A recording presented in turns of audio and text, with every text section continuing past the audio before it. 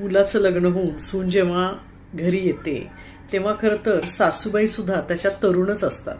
त्यांची नटण्या मुरडण्याची, संसाराची, फिरण्याची हौस चांगली शाबूत असते.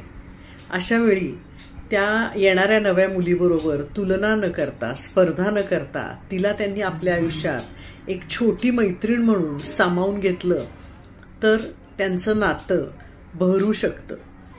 आपल्या अनुभवाने आपल्याला आलेल्या शहाणपणाच्या 4 गोष्टी त्यांनी आपल्या सुनेला शिकवाव्यात आणि सुनेनी सुद्धा त्यांच्या अनुभवाने त्यांना आलेल्या शहाणपणाचा आदर करावा, ते ऐकावं.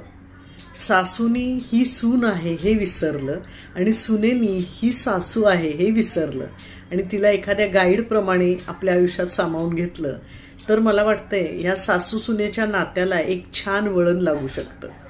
आपल्या उरलेल्या आयुष्यात त्या दोघीही एकमेकींबरोबर गुण्यागोविंदाने नांदू शकतात.